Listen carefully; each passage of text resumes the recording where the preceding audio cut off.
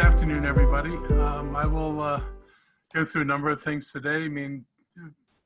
Yesterday's cases, we have 92 new cases as of yesterday, and our test positivity was 2.9%. So we've been able to keep our test positivity relatively low. 92 cases is still more cases than we would like to see, far more cases than we would like to see. Last Friday, we signed a contract with Scion Diagnostics to serve as our primary provider for COVID-19 testing. It's the same company we've been working with through the state for the last few weeks, so there will not be any further need to switch over or pause as the state's testing support fades out. And we have continuity with Scion, who was the support we were getting from the state. It's a significant development for us, and I want to really thank our team for resolving this matter quickly and getting ourselves in a position that we can maintain continuity. We've been ramping up our testing operations. We're going to continue to do that. We're testing at Wheaton. Today we're testing at Wheaton Library and the Community Recreation Center and at the mobile trailer at Lake Forest Mall. And so far, the turnaround for test results at Scion has been averaging 48 hours. This is all very important to us. And just so everybody knows, we continue to be looking at the rapid tests. The governor has announced that he has tests. We don't know how many we're going to get, but we do know that their focus is going to be on nursing homes and other critical personnel. These are not meant for general consumption at this point, but the county is looking at companies that will be bringing these tests online, and hopes that we'll also be announcing progress in bringing those tests into the county. Obviously, we believe the more testing we do, the safer we can make people and the quicker we can get control on things. And the rapid tests have even more advantages than the tests we're using right now. Although we're ramping up testing, we continue to see a reduction in volume of the people coming in for testing in the county and around the state. And we're encouraging people to please come in and get tested. It's important to avoid spreading the virus. And we have to remind people that you may have the virus and not to be symptomatic. And that is the big problem with this. You don't know everybody who's sick. And so it's possible to be positive and spreading virus and not showing any signs of it. And that is one of the dangers. That's one of the things that allowed this virus to spread so quickly. So we really are encouraging people to get tested. So if we find positive cases, we can do the contact tracing and get a handle on the spread of the virus as quickly as possible. In other news of interest, we have expanded live music performance provision. Will now allow outdoor performances under the following conditions. Performances must adhere to the 50-person gathering restrictions. There will be a possibility the cast and crew and staff are counted separately, and there will be guidelines on how this will be handled, and Dr. Stoddard can further explain this. Audience members must practice physical distancing by sitting at least 6 feet away from any individuals outside their households. The venue is responsible for submitting a letter for approval, which includes a seating chart that demonstrates these social distancing practices. And again, Dr. Stoddard will go into more detail on that provision. We continue to work with the restaurants. We know they have asked us to extend or re-extend the hours of selling alcohol beyond 10 o'clock. Our folks had a meeting with them this week. We're working to see if there is a way to do this. We're looking at the potential of some kind of opt-in where there would be certain restrictions and enforcement that they would have to agree to follow. And I want to emphasize, have to agree to follow, because this doesn't work if we say you can open up and then we go in there and we find people crowding around bars, moving tables around to be close to each other, standing up in the middle of the bar or in the restaurant and talking to each other. If it's going to be done, it's got to be done safely. We've launched our Mask Up campaign. I want to remind people the importance of wearing a mask. For the last week, we've been pushing our Mask Up campaign, and Montgomery County government is partnering with the Montgomery County Economic Development Corporation, Visit Montgomery, and the local business community to promote the importance of wearing a mask or face covering. And again, I want to give credit to the business community by and large, which has been very supportive of this, because they understand that our ability to control the virus is also tied to our ability to keep businesses open. And so it's in everybody's best interest that we mask up all the time. That's what I encourage people to do this. Campaign is designed to educate county residents and visitors about the importance of wearing a mask in public and outdoors, and when you're unable to maintain physical distance. As I said before, wearing a mask is key to stopping the spread, and the mask keeps you safe, but it also keeps the people around you safe. So this is a mutually beneficial arrangement if we all wear masks. Voting in elections, this has obviously been a big topic on the national scene. Our Board of Elections is encouraging voters to start a vote plan for the upcoming election. Registering to vote or ensuring your voter registration is current is critical.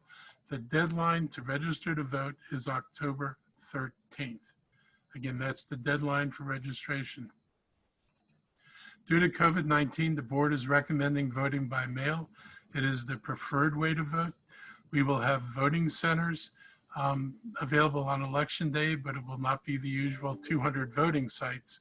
So I think it's down to somewhere between 40 and 50 voting sites. I don't remember the last number, but we need as many people to vote by mail as possible. And when you vote by mail, we want people to do the vote by mail, not use the email ballot. If you use an email ballot, it has to come in and be transferred to another ballot because the machines can't process the email ballots. So if you vote by mail, then that vote can be processed by the machine, which means they can be read quickly. So this is really important. For voters who choose or must vote in person, early voting will run October 26th to November 2nd, election day November 3rd. Voters can cast ballots in person at any early voting center or public high school. But again, as I said before, there will not be the usual 200 plus voting sites on election day. There is a map up on the county website of where the election sites are going to be, voting sites are going to be. So make note of that and make your plans. And again, make it easier on all of us and vote by mail. US mail, not internet email. And I'm going to turn it over to Dr. Gayles now. Good afternoon and happy Wednesday, everybody. Always good to be with you all. I'll try to keep my remarks brief and save time for questions. I do want to highlight a couple of key points. The county executive mentioned that our numbers have been in the area, our test positivity has been somewhere between 2.9% and 3.3%. Over the last, since the governors opened up for phase 3 across the state and other jurisdictions, and since Labor Day, we've actually had 4 days that are over 100 or close to 100 cases in terms of testing positive. Now, when we look at our red cap numbers, again, the red cap numbers are breaking cases down based upon the day that the test was actually drawn, as opposed to the date that the result was reported in terms of how the state reports those. We've, just to give you a sample of that in terms of where the numbers are, on September 8th, we had 121, September 9th, 119, September 10th, 98 cases, and September 11th, 101 cases resulted so far. And we continue to update those numbers. So I do want to explain to folks at home when they're asking where do the numbers lie, the numbers have been increasing in our jurisdiction and we're continuing to follow those trends. Now, at the same time, we have not seen to date a comparable increase in hospital utilization or emergency room utilization, and our COVID-related fatalities have stayed low. We've had multiple days where we've had 0 COVID-related deaths. And in addition to that, we continue to see trends of a higher percentage of new cases coming from younger populations. Again, over 50% of cases at the state level and local level are between the ages of 0 to 30 years of age, and approximately 26 to 27% of those new cases are in the 0 to 19-year-old age group. Now, the other thing I wanted to provide an update on in terms of talking about numbers is that we were asked a question last week about cases related to schools, particularly non-public schools. Since our conversation on last Thursday, we have had 9 additional schools require an investigation or contact with the local health department due to concerns of COVID-like symptoms or illnesses reported by students, staff, and or teachers. In most of those situations, in 7 of those situations, once the individuals were tested and we received the results, they were negative, we were able to release or relax any of the quarantine provisions that had been put into place in a number of those schools. We do have 2 ongoing investigations, one that we received within the last 24 hours that could involve multiple students. And as we continue to investigate that process, we will continue to support the schools with the expertise and advice and guidance in terms of what they need to do in terms of contacting the relevant folks who are contacts and need to take further action, whether it's quarantine, isolate, get further testing, or make any further decisions based upon the operations of those settings. So we continue to support the schools in that way. Dr. Stoddard and I held our weekly, not weekly, but we held a meeting with schools on last Friday. We have another meeting scheduled this Friday to talk through logistics to help provide further guidance and clarification to the state guidelines, as well as address any other operational or public health related questions that the schools have during those times to make sure that they stay safe and they're able to operate safely. Now, the testing apparatus, we also mentioned in a number of our most recent press briefings that there have been concerns about decreased testing across the state within our jurisdiction. The numbers have improved slightly in terms of testing capacity. We continue to expand our testing opportunities on a local level, working very carefully and closely with our healthcare enterprise. As the county executive mentioned, the governor had mentioned in one of his recent press conferences, and we're excited about the prospect of having rapid point of care testing made available in our jurisdictions. We're still awaiting more information related to that, but as he referenced, the likelihood, the higher priority groups will be our nursing homes and other congregate living situations for first run on those rapid tests. The other thing I want to also emphasize is that we continue to work with our colleagues across the region related to vaccine dissemination and distribution. We are hopeful that there will be at least one viable vaccine candidate, likely sometime early to mid next year. And we are working behind the scenes with our colleagues on a standardized, stratified distribution process to ensure that everyone who needs a vaccine will be able to get the vaccine. Now, the early information released from the federal level has suggested that there will be a prioritization process put into place, and there will be more details provided on how those priorities will be determined, who those priority groups will be, and how the vaccine will be distributed to state and local jurisdictions to allow us to plan more in depth and detail. Now, while we're waiting for the COVID vaccine to come, there is a vaccine that is present now that we are encouraging folks to get, and that's your flu shot. So I want to remind folks that flu shots are available now. It is not too early to get your shot. I got my shot earlier this week. Today's Wednesday. I got it on Monday. I think we posted it on social media, and we've been encouraging folks to post your experience so that you can encourage others within your network to do so. And the last thing I want to emphasize is that a reminder to folks that there's lots of information flying around right now. It's an election season, and we encourage folks to read up. When you hear something, find a source, look into it. Don't just take it as gospel.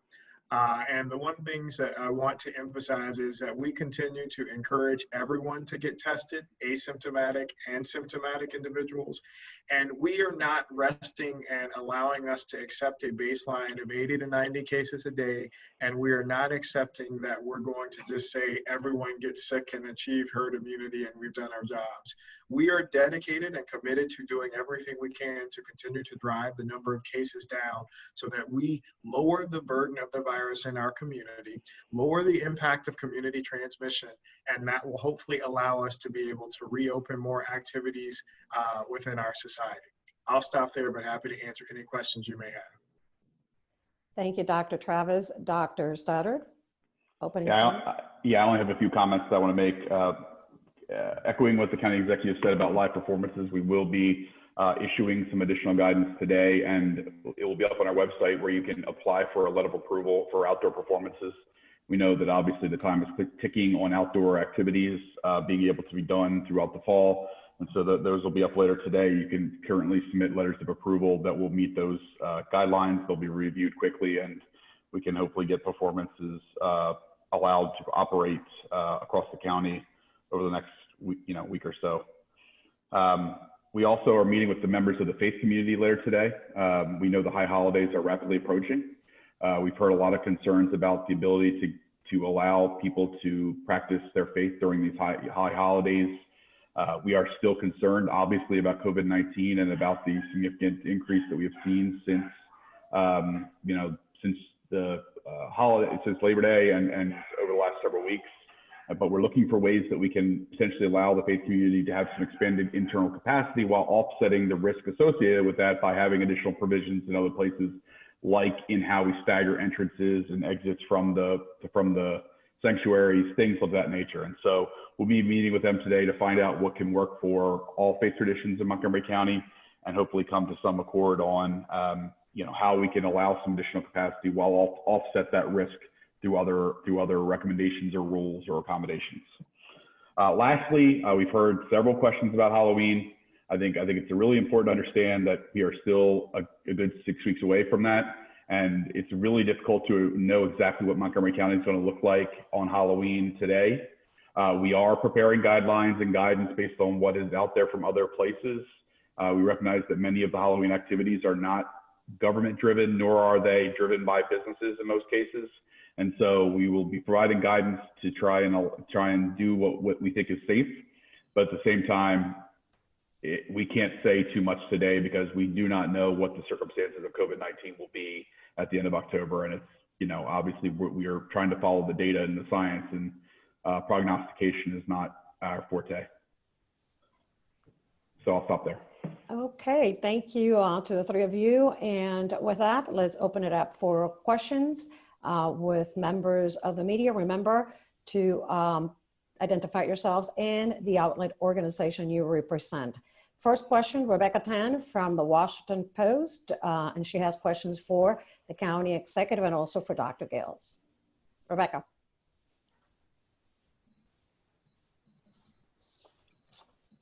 Hello. Oh, hi, great. Thank you for having me.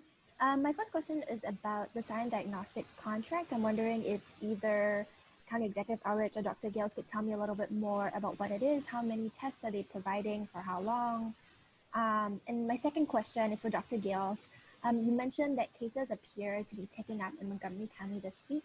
Do you have a sense of why is it? Do you think it's directly related to the reopening of the state moving into phase 3? And if so, since Montgomery opted out of that, like why are cases sort of ticking up still? Thank you. I believe Dr. Gayles needs to be on. Okay, good. Gotcha. Okay. So the first comment related to the sign-on contract, it's basically an open contract that's continuing to allow us to utilize the lab that stepped in and we worked with over the last month, following our pivot from utilizing the other lab that we had used to support our high throughput testing mechanism. And so we don't, the provisions of the contract are private, but we don't have necessarily a minimum testing that requirement that we have with them. We are utilizing right now anterior nares testing, which is the same testing technique that we've used over the last month to support our different test sites across the county. Now, as we move forward, we have met with a number of other labs to form partnerships as well to provide additional services to help support the testing apparatus and the different components. And we are also looking at particularly labs who are exploring or bringing online rapid testing modalities that would allow us to be able to expand the provisions of our testing to do on-site testing and provide those results within a shorter window of time. And that could create other opportunities that would, for example, allow us to initiate the contact tracing piece more immediately than right now, where we're waiting on the results, where that can be somewhere between 48 to 72 hours. So we're continuing to pursue partnerships with entities that are able to leverage the newest technologies as they become available. Now, on the second component, as related to the cases in terms of what we've seen. So we think that there are a number of factors that are potentially driving the increase in cases. And so the first one is that we've talked about before, is that we think that over time there has been a little bit of relaxation in terms of adherence to sticking to those public health principles in terms of face coverings and physical distancing, particularly as it relates to large gatherings and family gatherings. And we've talked before, particularly around holiday season, we know that that is not an uncommon time where families and close networks get together.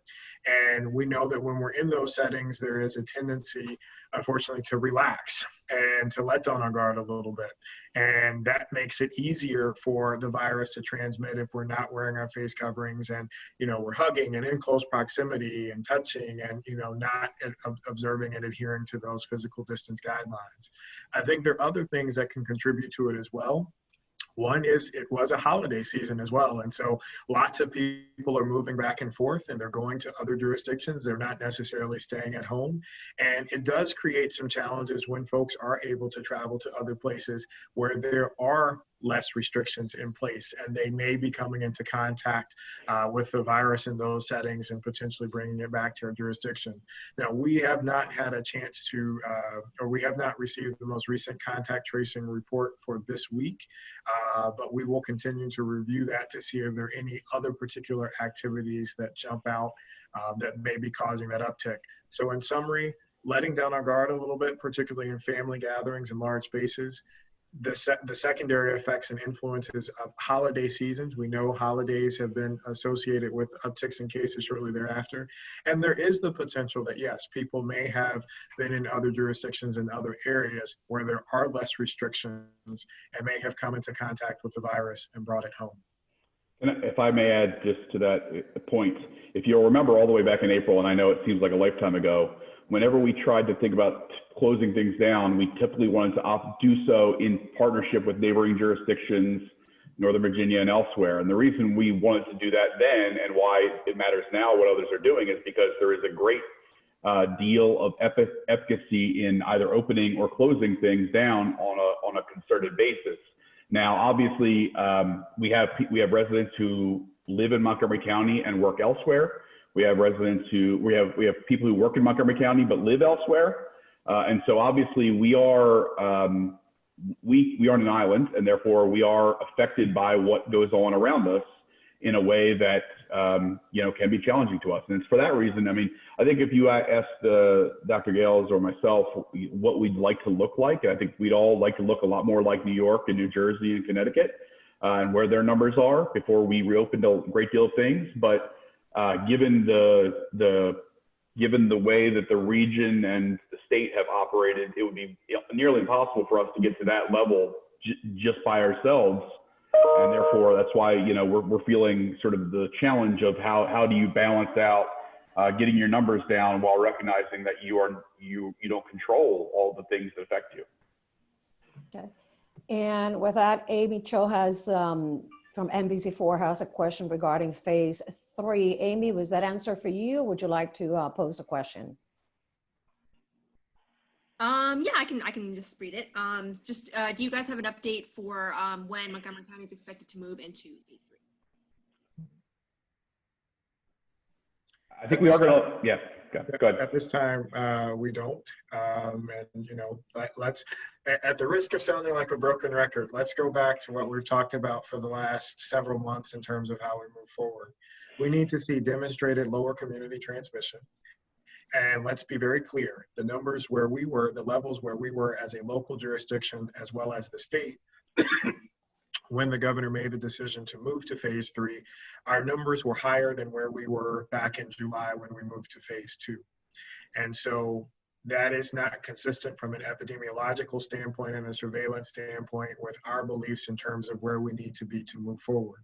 Now, what we are working on, in fact, taking feedback from a number of places, is we're working on taking the data that we have in our dashboard and simplifying it in ways that the public can understand in terms of the criteria that we're looking at in terms of moving forward. Or, to be perfectly candid, creating criteria that we may have to move backwards in terms of our provisions if the numbers were to increase or continue to move forward as opposed to decreasing. And again, to remind you, some of the factors that we look at within that, we look at the daily caseload, we look at that in reference to, again, our hospitalization data and utilization, our fatality rates, the measures that give us proxy for the severity of the illness. We look at our rate of transmission. We also look at, the cases per 100,000. And so these are consistent with some of the markers and measures that the state has used, for example, in creating the criteria for schools to reopen. They use test positivity as well as cases per 100,000. And Dr. Stoddard just made a great point in terms of when we compare ourselves to other states and other jurisdictions in terms of having how we move forward. We'd love to be able to achieve comparable levels of lower transmission. When we look at states like New York and Connecticut, I think Connecticut's test positivity is below 1, and their cases per 100,000 are well below 5.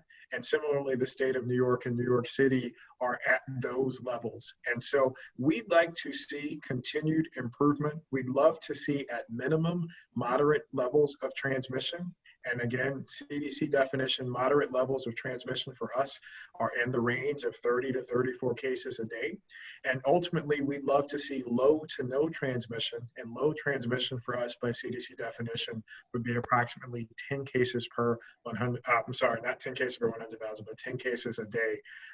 And so we'd like to get to those levels and see sustained levels, because the key is when we lower community transmission, we decrease the likelihood that an individual is stepping into a school, a business, a gym, whatever facility. We decrease the likelihood that they are stepping in COVID positive, which thereby would decrease the likelihood that they would transmit it to other people.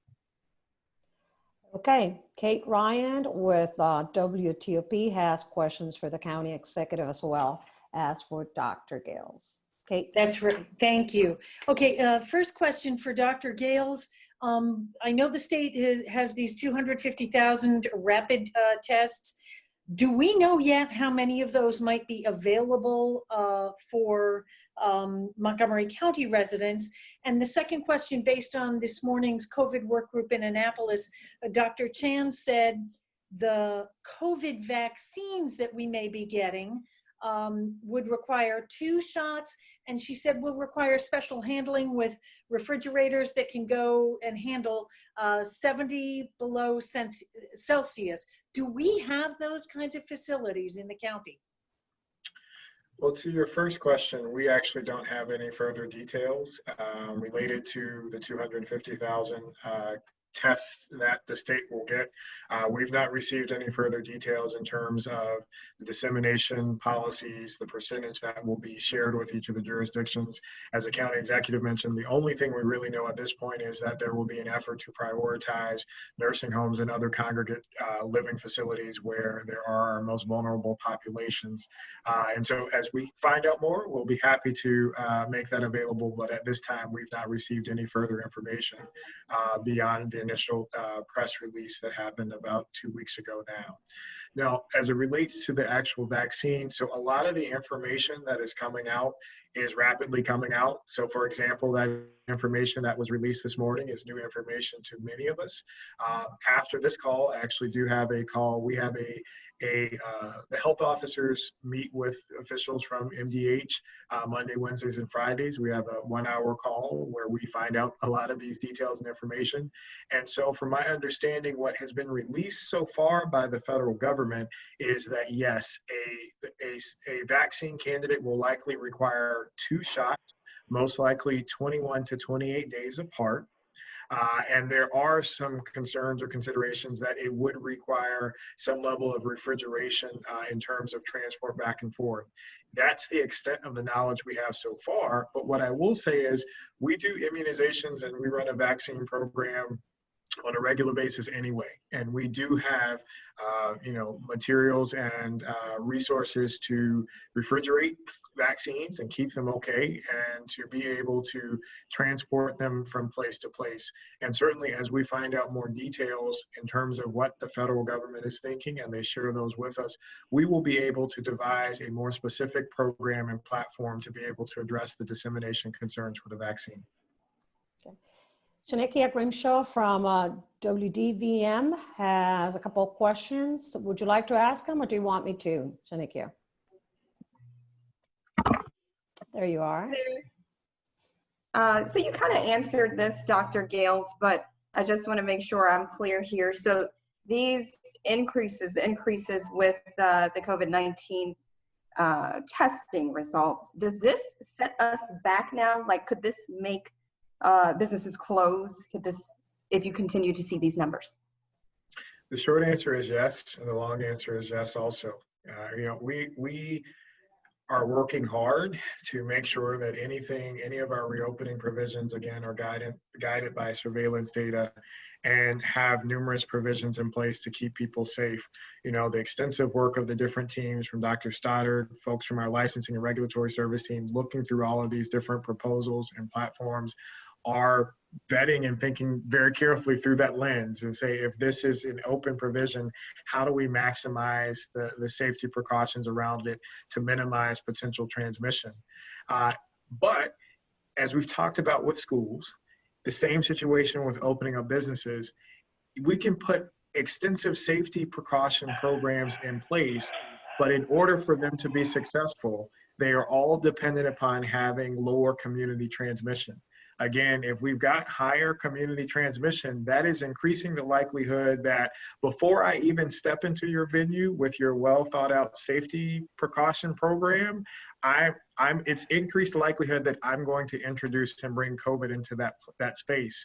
And so if that likelihood increases by seeing increased cases and increased community transmission, we would potentially have to walk back some of the provisions that we put into place.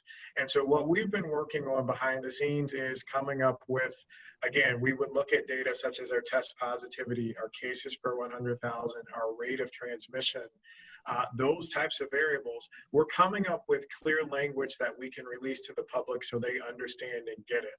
Now, it wouldn't necessarily say, if we get to 93 cases a day and the rate of transmission is 1.1 and test positivity is 6.7, then that's the magical marker to move.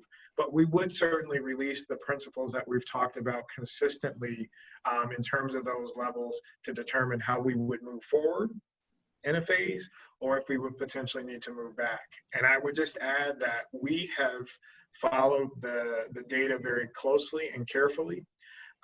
And for example, when we had a contact tracing report that showed us that restaurant activity related to alcohol was associated with it, we stepped in and said, you know what? We have clear evidence that this particular activity is contributing to that. And that's when we put in the provision to say we would curb alcohol sales after a certain time. And since then, we have seen the number of complaints and compliance orders that have been put into place decrease as a result of that action. Okay, there's another question from Donna St. George with the Washington Post for Dr. Gayles. Hi, Dr. Gayles. I wanted to follow up on the school issues that you mentioned. You said of the 9 investigations that are new this week, were they all private and parochial schools? Were some of them public schools? Can you tell us any more about that? And secondly, you mentioned one case that could involve multiple students. Can you tell us more about that case and I guess the other one that's an ongoing investigation? Sure. Well, for the second component of the question is we literally were just made aware of that situation overnight, and we're continuing to investigate that and find out more information. And so again, our first priority right now is to make sure that we conduct a thorough investigation and are able to release that information to the school and to the parents and to the contacts who are involved first. So that's what our team is working on right now. And so to your first question, yes, the schools that have been involved related in these particular investigations have been non-public schools. Rebecca Tan with the Post has a follow-up question. There is a little bit of time, Rebecca. Hi, I just wanted to clarify. So the new tests that you guys have gone from silent diagnostics, these are spit tests, correct? And then another follow-up question for Dr. Gayles. Can you talk a little bit more about why the volume of testing is declining in Montgomery County? You said fewer people seem to be coming in to get tested. Why is that happening? So your first question actually is not correct. So as we stated, the collection mechanism is through interior NAIRS testing. And the Scion lab tests are consistent with what we've been doing over the last month. We've been working with that lab.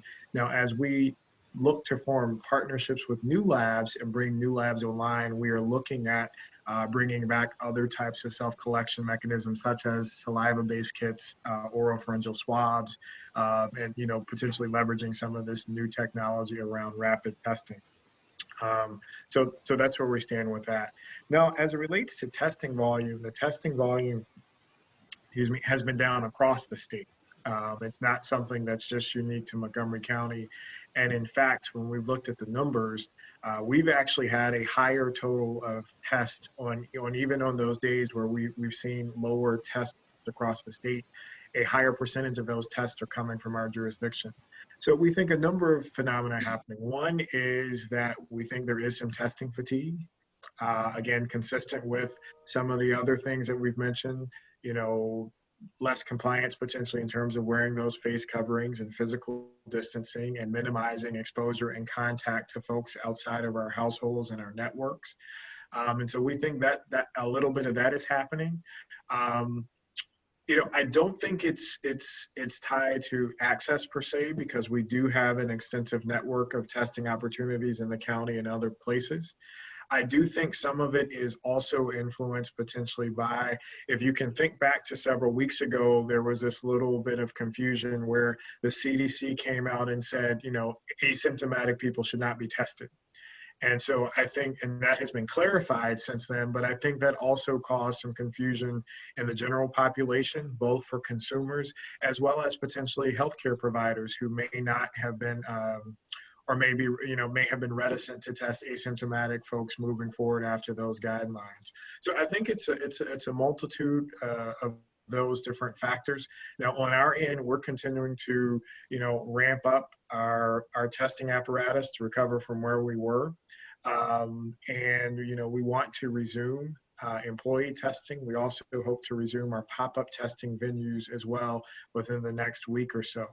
And the last thing I would highlight is, during this time period where we've had transitions in labs, our team, the logistics team has been working hard to get our online scheduling platform back up. That is up and running again, as well as building an online notification system of results. And from my understanding, that is being beta tested today and hopefully will go live, so that, for example, individuals who provide their email address will get an email notification with their results within 48 hours, hopefully, when their specimen is collected. Rosbelis Quiñones has a question. She's from Univision, Washington. Rosbelis. Hello, can you hear me? Mm-hmm. Yes, you can. Mm-hmm. So I just, so you mentioned that you were considering to allow restaurants to sell alcohol after 10 p.m. And I would like to know when they will be allowed to do that. If you have like a estimate time, date. So what we have right now is we had a conversation on Monday with restaurants, and what we have is something that was proposed, and we have to work out the details on. In short, what it will be is essentially potentially an opt-in program where people who wish to go beyond 10 p.m. and go to midnight will be allowed to do so, but in doing so, they'll agree to a series of enhanced provisions, particularly as it relates to having personnel on site whose specific job will be to monitor the physical distancing, face covering, etc., inside the restaurant. But also, what would also be a part of this is we would do enforcement upon those locations that opt in during the time frame that they've opted in for. And if we find violations, we will rescind their approval to opt in, meaning that we would allow people to operate from 10 p.m. to midnight. But if we saw that they weren't upholding what they've committed to do, their approval to do so would be removed. And so that's what we're essentially building out. Obviously, we just had this conversation on Monday afternoon. We have to build in essentially it's a permit that allows them to go beyond that time frame, and we're building out the rules. And the rules actually will largely be based on a proposal that several of the chambers of commerce did make to us that were actually pretty good. I think we're likely to make small modifications to those to add a few additional things that we think are important. And then those will be largely what the rules will be that the businesses who wish to opt in will be. I'm hoping that we'll have something for more firm consideration by the end of the week, and then we'll be able to have that in place over the next week to 10 days. Thank you. Brianna Adikusuma from Bethesda has a question for Dr. Gayles on testing. Brianna? Yeah, thanks. I was just wondering if you could say what is the county's current testing capacity, and about how many tests per week are you all administering? I don't have the exact number in front of me, but our test capacity right now mirrors where we were back in early August, where we're able to provide upwards of well over 1,000 tests a day in the different venues. Now, to the earlier question in terms of lower test results is, many days our capacity has exceeded the demand. And that has been a little different. For example, since we've opened up the CDC trailer at the Lake Forest website, the Lake Forest site, we've been able to, we've actually exceeded our schedule. So we've scheduled 300 folks each session, and we've done well over 400 tests during that time period. Now, conversely, our site at the Silver Spring Civic Center, which we had tested well over 1,000 folks on multiple days, we still have the capacity to do that level of testing, but we're seeing lower numbers. I think the other day we had 700 slots open, and we maybe tested, I think it was only 400 folks who came in. So we are doubling down on making sure we reach out to the community to remind them that we have tests available, and to remind folks that it's important, as the county executive mentioned in his opening remarks, that asymptomatic and symptomatic folks should get tested to know their status on a routine basis. But if we'd be happy to follow up and get some of the specific information to you all after this. Shen Wutan with the Washington Times had a question that also asked about how many tests the county could administer each day, but never mind, you already have answered that. Let's see, there's also, wait a minute, she's adding something. I want to clarify something. Dr. Gayles said 1,000 tests a day at a site, so possibly thousands a day? No, so this is inclusive of all of the different sites that we have. Every site is different. The sites have different hours, and they have different capacities. So some of them are indoors, some of them are drive-through. So it depends on the site. So the number that I mentioned is inclusive of all of the different arms of our testing team, including ready responders, potentially nursing home and assisted living places, the different sites, stationary sites that we have set up, as well as our testing in shelters and other places that we provide testing support for. Kate Ryan at WTOP would like to have a follow-up question for the county executive. Kate? Thank you very much. To the county executive, a question on Labor Day surge, and also to Dr. Gayles. When will you know if, in fact, we've seen a surge in cases due to Labor Day? And then a follow-up with Dr. Gayles. I believe yesterday you mentioned 12 school investigations related to COVID cases. So is it 9 or 12? I just want to verify that. So related to Labor Day, we're seeing the surge of cases right now. So, Labor Day is over a week and a half ago, 10 days ago, 9 to 10 days ago. So typically you would expect to start to see cases within that 4 to 14 day window. And right now we're 9 days out. So we've already seen a surge in cases related to the holiday and potentially going back, if you track back to potentially, and again, this isn't saying definitively, but potentially to the date when phase 3 provisions and reopening provisions were put into place across the state. Now, as it relates to the contact, the school piece, so the number 12 that I used last week at that time was the number of schools where we had confirmed cases involving students, staff, and or teachers.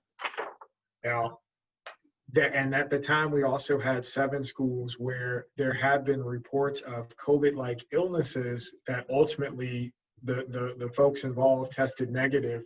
And so we didn't count that in that number.